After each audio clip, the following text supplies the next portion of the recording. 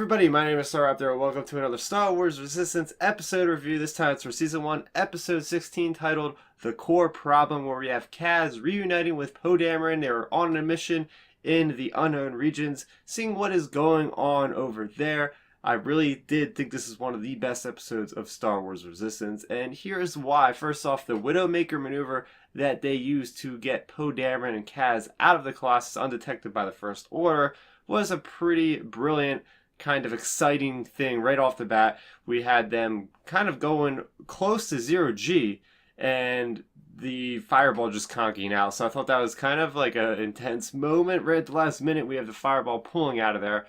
As far as the unknown regions exploration, that is one of the best things in Star Wars canon right now, is that whole exploration of what's out there in beyond the known galaxy, beyond the Outer Rim. They discovered this village. It's curiously been exterminated, it seems like. So I'm thinking that this is going to relate to the children of Tahar, because the great thing about this series is that everything kind of connects. And while they are there, there was a First Order probe droid, so I did like them including this brand new design into Star Wars. It's reminiscent of the Imperial probe droid, and I like how it kind of released these little probes, like mini probes that were firing, and that whole comedic exchange between BB-8 holding this thing from escaping and Kaz just not being very proficient with a blaster and even shooting BB-8 by mistake. That to me made me laugh quite a bit. As far as the later half of this episode, where we have Kaz and we have Poe Dameron, they are trying to get away from these First Order troops, especially Major Von Rag in the Red Interceptor, which is totally awesome looking, by the way. They use the hollowed out core part of one of the planets, which is probably from Starkiller Base. They have this gravity well inside of this planet, and they were exploring that while they were getting to this village. And well, they use what they learned to basically get these TIE fighters in this funnel that they can't control with the way their cheaper ships are made, and they just crash. And it's a great way of, you know, taking what they learned and applying it to a life dangerous situation.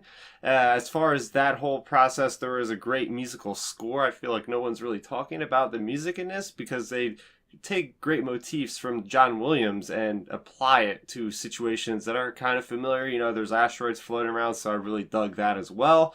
Then towards the end of the episode, we have the continued tension building up between Yeager as well as Tamra Vor. She's all for the First Order, and of course he isn't, because he was part of the rebellion, and she's really getting on to what's going on between Kaz and Yeager. She knows something's up.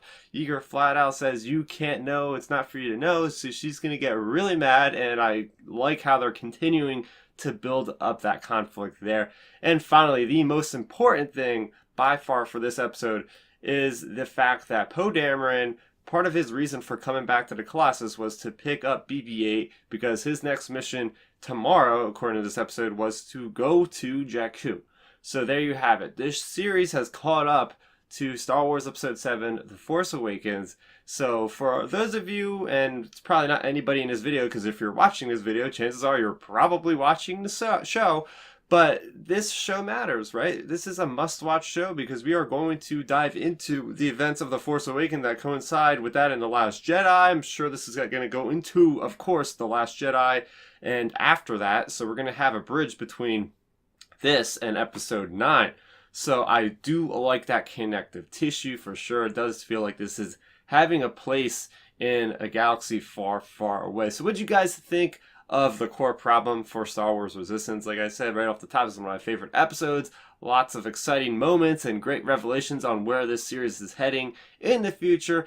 So that's going to do it for my episode review of the core problem. I do this every single week that there is a new Resistance episode released. So if you like this content, plus my content that relates to Star Wars, comic books, and novel reviews and all that, you're going to want to make sure you subscribe to this channel if you haven't already, because it really does help support the channel tremendously. So that's going to do it for me, Starkiller. Thank you so much for watching, and may the Force be with you always. Thanks for checking out the video. Please hit that thumbs up symbol. It helps me know that I'm making content that you guys enjoy. And if you enjoyed this video, I also include 2 videos down below you guys should check out. And please consider subscribing to this channel. It helps support me, and it notifies you guys of when I get new videos up on the channel. You can also contact me on Twitter, Facebook, and Instagram at Starkiller.